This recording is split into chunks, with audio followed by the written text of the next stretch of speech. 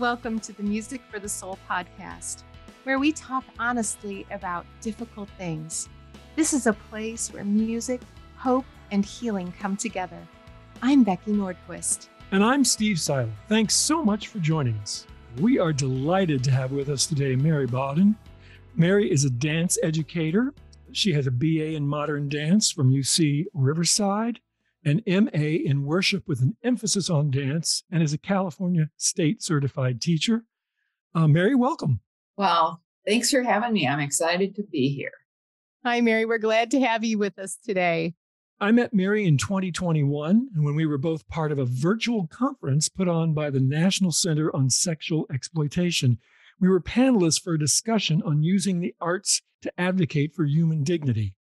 But before we talk about why you were there and what you were doing, I'd like to give our listeners a little background about you. So when did you first become interested in dance and how did that come about? Well, I was a little girl who always wanted to dance. I was begging my parents to take me to dance class, but we moved 6 times in my first 12 years. And, they didn't get around to it because I'm the youngest of 4. And by the time you move and you find the new doctor and the new school and the new church and on and on and on, you don't quite get to dance class for your youngest. And so I had to wait for a long time and I persevered and begged and begged and begged. And when I was 11 years of age, my mother said, "It's time for you to take dance class." And I was so excited. And so that's when I had my first exposure, and it was a wonderful exposure. It really matched the dream I had about dance. Mm-hmm. So I went in the classroom, and we just fell in love on a practical level with the dream I had. And besides that, after a while, the teacher asked me to assist her. So I thought I was really hot stuff. Well, you obviously stood out then. Can you remember the first song you ever danced to? It might have been Stars and Stripes Forever by John Philip Sousa. Whenever I think of ballet, I always think of John Philip Sousa. Yeah, I know. But, I remember that because my mother made me this tutu. She was a wonderful seamstress in red, white, and blue. And I had all these little ribbons. And I just thought, this is the end of life. I don't need to do anything more because I'm dancing to this song and I've got a tutu on. I think every little girl likes a tutu. Oh, that's wonderful. Well, so you got your degree in modern dance. So I'm assuming that your interest in dance never waned throughout your teen years? No, actually, I started at one studio where we live. We did move again, moved to where I live now in Redlands, California. And I had a focus on ballet. And I started going deeper and deeper into the technical end. And I was invited then to go into LA and take from a teacher named Sheila Darby. Now, Sheila was a fabulous teacher. She founded an organization called Chiquetti, and she founded Chiquetti USA. So a lot of your listeners might know that technical term. So I was highly trained in classical ballet. And then I moved into modern dance when I got my degree. And I fell in love with modern because it's more inclusive. It's not just one body type. And it allows for lots of creativity. So what did that lead to once you graduated? Once that graduated, that led to me being a mother. That's kind of actually, I graduated and then I had 3 kids in under 5 years. So, I'll tell you, I wanted to take and continue with dance, but I was a busy little bee. So I started back up into dance when my kids were a little older. But for a couple of years, I was up at night with flu and nightmares and mommy, I'm afraid and all that stuff. So, I started up again as soon as I could. And I taught on the community college level. And then God really opened up the door for me to start a dance ministry at my church, which was very surprising because sometimes Bible-based Christians don't really feel very comfortable with dance. Mm-hmm. And so that's kind of an expectation I didn't have. And when our worship pastor invited me into his office, I had no idea what he was going to ask me. I thought, why does he want to meet with me? But he wanted me to start a dance ministry at our church, and I did. And I did lead that for over 20 years. And I wrote a book about it. That's so wonderful. I have to say it's dear to my heart. And when we were talking about the tutu, I mean, my dad was a pastor. So, and we were a little more towards a certain denomination that didn't believe in dancing at a time. But I was forever dressing up. And what my parents did do was expose me to a ton of different music. So my dad and I would lay on the floor on Sunday nights and listen to classical music.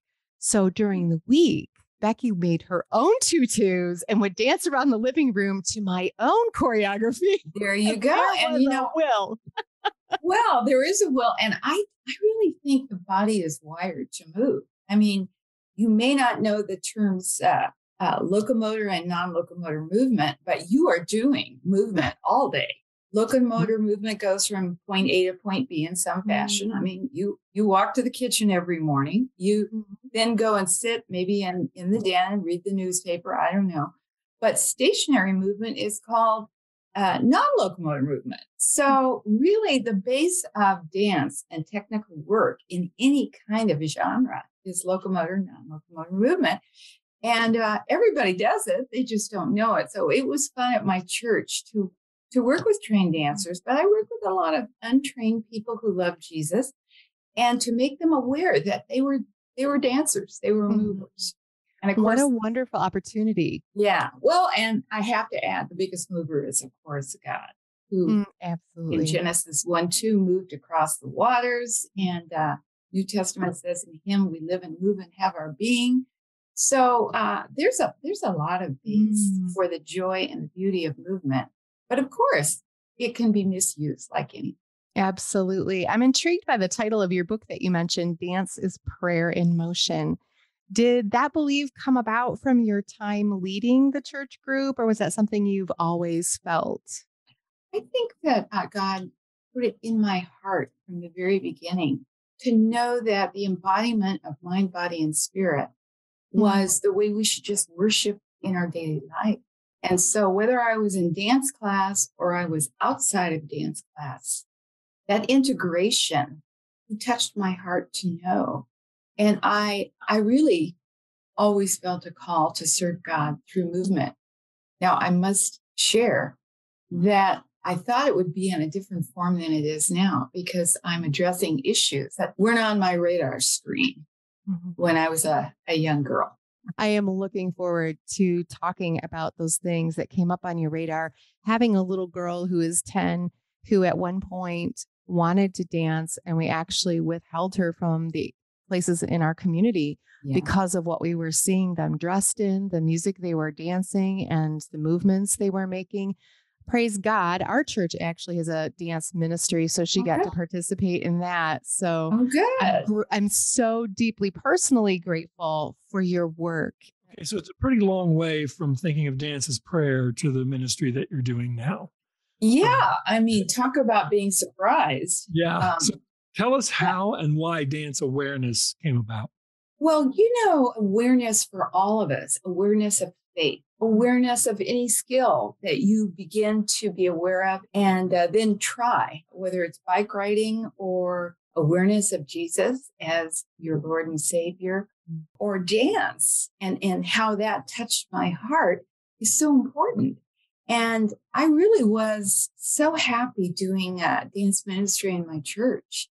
And a young lady that I had choreographed in a children's Christmas music at my church had grown up and invited me to go to her student-directed college dance concert.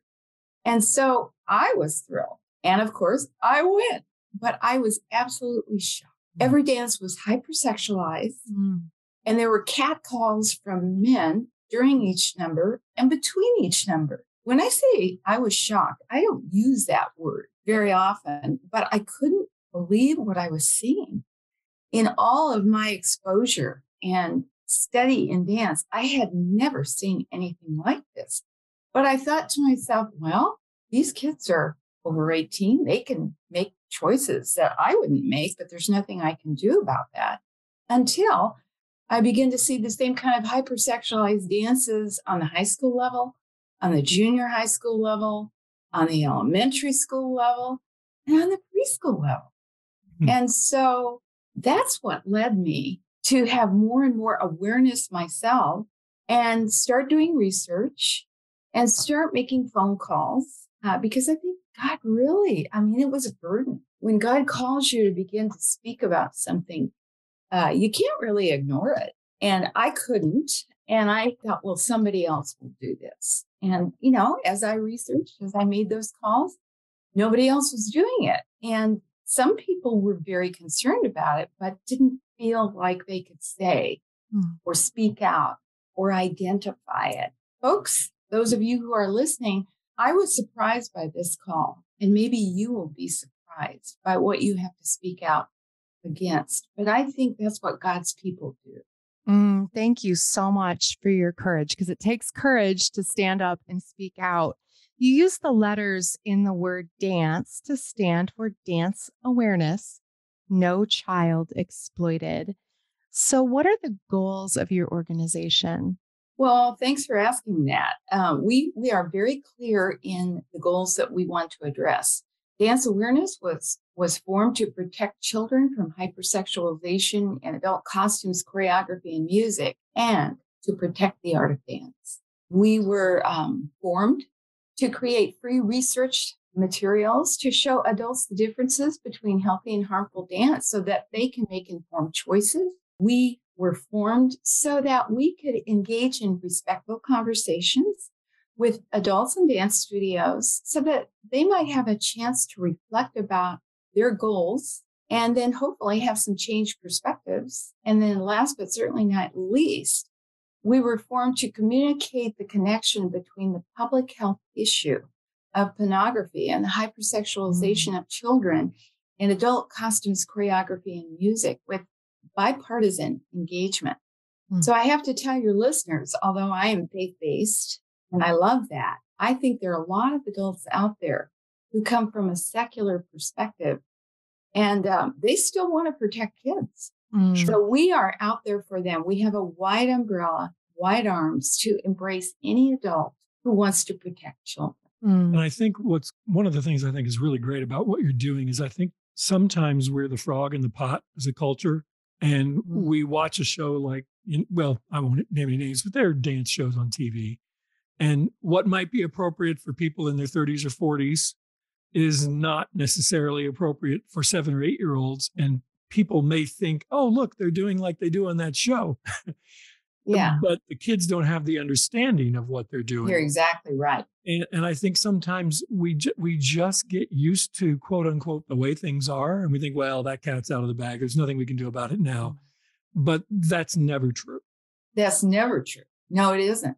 We are normalizing what is not normal with a cultural shift from healthy dance with children to harmful dance with children. And that's why I have the goals that I just mentioned. We want to make adults aware of the differences between healthy and harmful dance so they can make informed choices. And, friends and listeners who are listening to this podcast, we make choices all the time. We make choices about what we eat. There's healthy things to eat. There's harmful things to eat. Same choices go when we go to sleep, what we watch on TV, what we do all the time. And so we can't avoid, as adults, that same choice. It's really important to watch through what our kids are doing and make those choices because actually adults are the protective factor for children. I was wondering too, you mentioned resources on your website. What kinds of resources would they find there? Well, I think they're going to find a bevy, just a bevy of resources. We have a free ebook that is only 15 pages. You download it. And it has what is the new trend in children's dance, how to choose a healthy dance studio, how to avoid a harmful dance studio.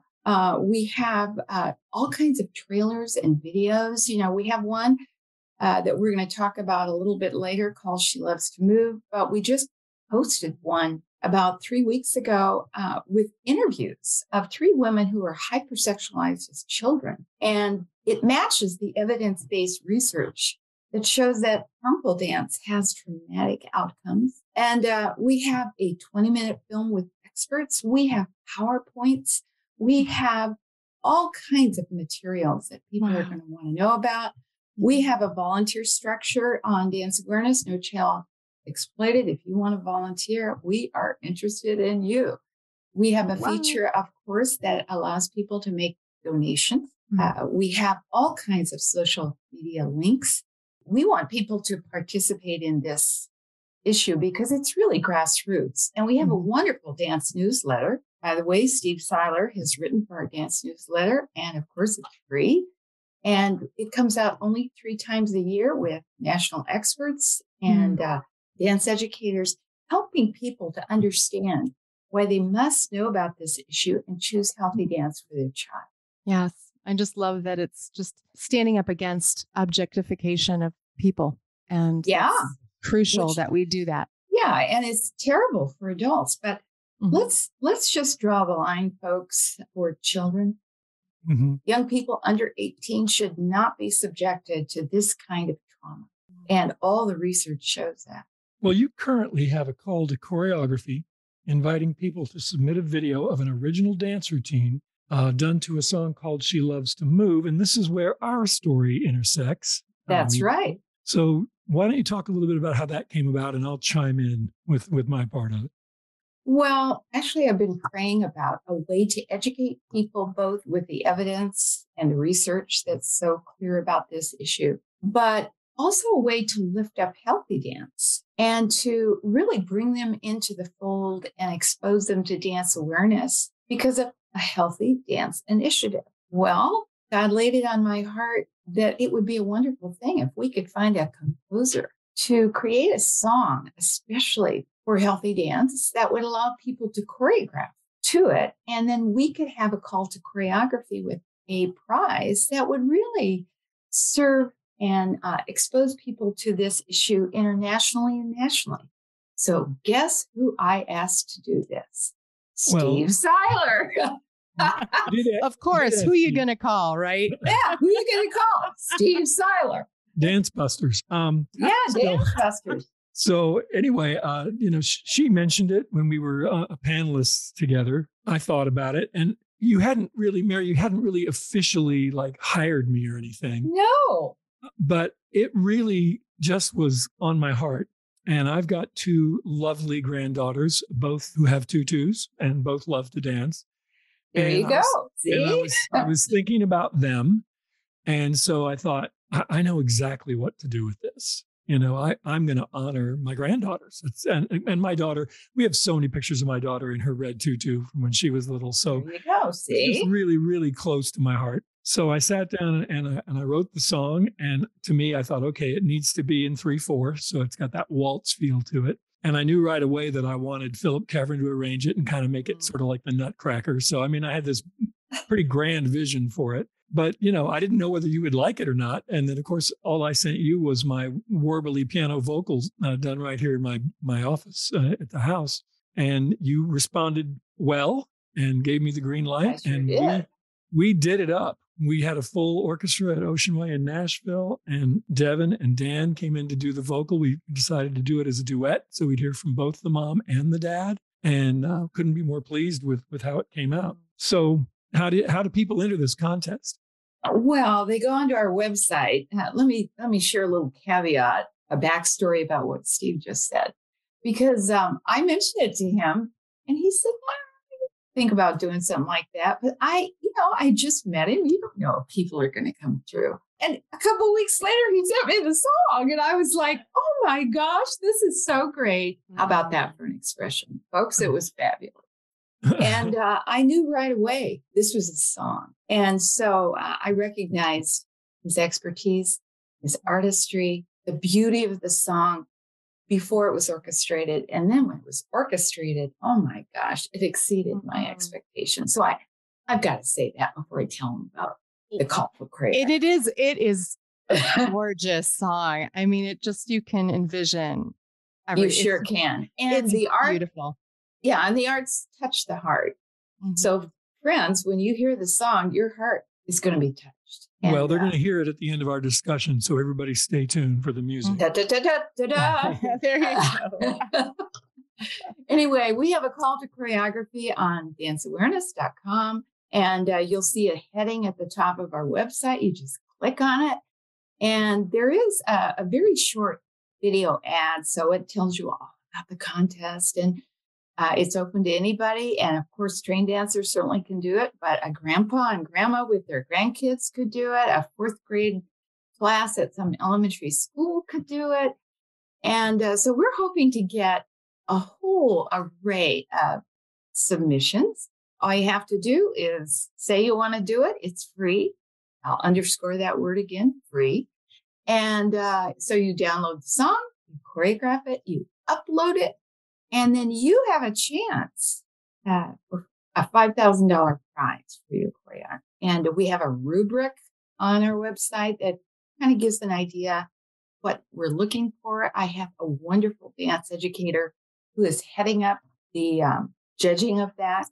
She does the adjudication. That's Marlita Hill. And so we're real excited. And we've had a lot of interest from friends. In fact, I texted my social media director today to say, well, what do you think the numbers are on this? And she texted me today. We have reached over 380,000 people. And we've had just under 50,000 people engage with us on social media. So we're pleased. And that is wonderful. It is wonderful. There may be a lot of adjudicating going on then. Yeah. Might be busy for a while. So we're working on that behind the scenes. But we're just thrilled. We're thrilled with the whole experience. And you all know that Steve Sarler is delightful, but I have to reinforce that. It's been such a joy. Oh, shucks. Shucks. Oh, shucks. He is delightful. I second that motion. Yeah, there you go. So tell us, when is the deadline for the competition? The deadline to turn in a completed video is June 30th, 2023. Okay. So you have plenty of time to download the song and then upload completed choreography for it. Beautiful. And tell your friends about it. Hey, yes. If you don't want to do it, tell your friends about it. That's right. Share the podcast so they can hear all about it. There you go. Yeah. There you go. Well, speaking of hearing all about it, I know that there have to be a lot of ways that people can reach you, find out what you're doing. So you want to share some of the localities where people can connect with you besides your website? Sure. And if you go to the website, you will see these connections. But we're on Facebook, Twitter, Instagram. Those are the main places we are. But we engage with people every day. Every day we're getting a lot of connections and comments. And, people email me actually personally at mary@danceawareness.com. Somebody is welcome to do that. If anybody has a share your dance story, which is another initiative that we have that I mentioned, we'd love to have you email me, or you can go to the website. Under Take Action, there's a drop down. You'll see Share Your Dance Story. You can go to that, and then you can share your dance story anonymously or with your name. We know this is sensitive material. You can find us out there, friends. Terrific.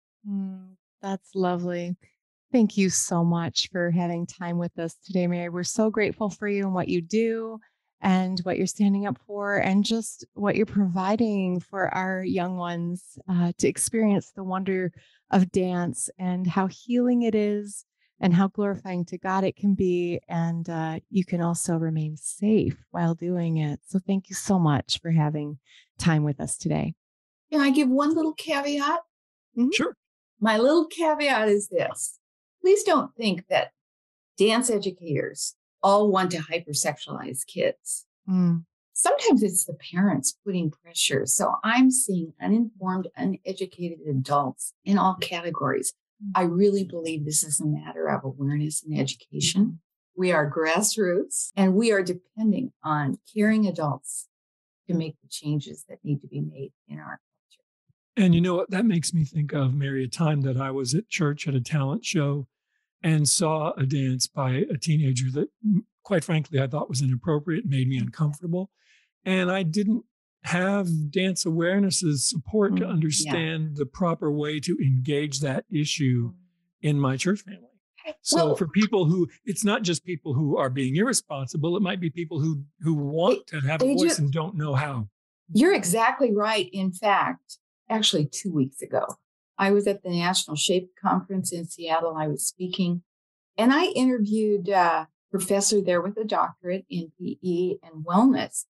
And he just opened up and said, I don't know what to do about what I'm seeing. My two nieces were in a program, and I saw the choreography, and it was awful. It was so inappropriate. Their rears were to the audience, and they were patting their rears and turning around and wiggling them. And he said, I was confused. And so we know that a lot of this issue has to do with people, honestly, do not know what to do. So we are here to educate. We are here to support. We are here to bring awareness to people. And that's when we talk respectfully. We don't shame people. We just educate. And we're seeing change. That's beautiful. That's beautiful. If you enjoyed the discussion today, please share it with a friend and give us a positive review on iTunes. And please visit our website, musicforthesoul.org, where you can stream or download every song in our catalog, read our lyrics, our healing music guide, our blog posts, and much more. As we sign off today, we're going to hear the entire song, She Loves to Move. God bless you. Thank you for listening.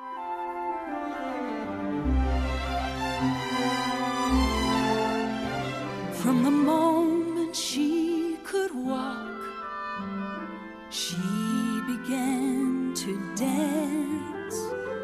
Up on her toes she would prance through the room, spinning and twirling to her own made-up tune.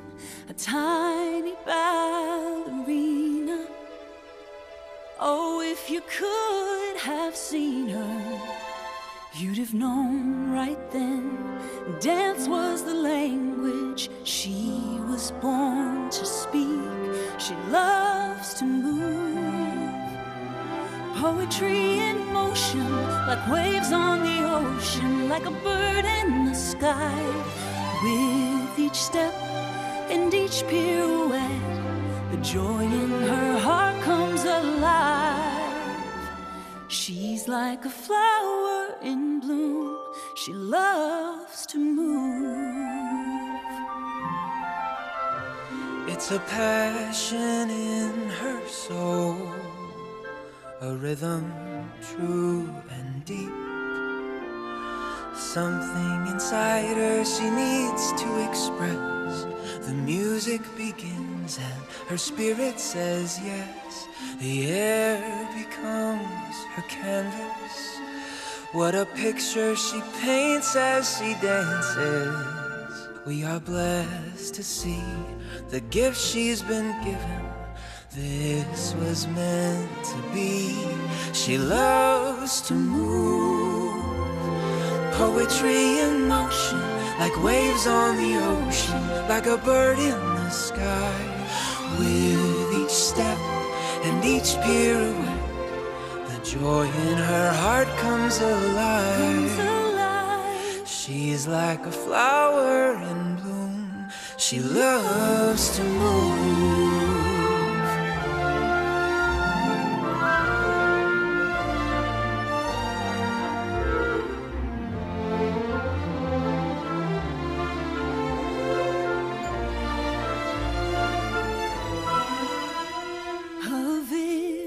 Of pure magic, tripping the light, fantastic, so beautiful, with grace overflowing. She was made for this. She loves to move. Poetry in motion, like waves on the ocean, like a bird in the sky. With each step and each pirouette, the joy in her heart comes alive. She's like a flower in bloom. She loves to move. She's like a flower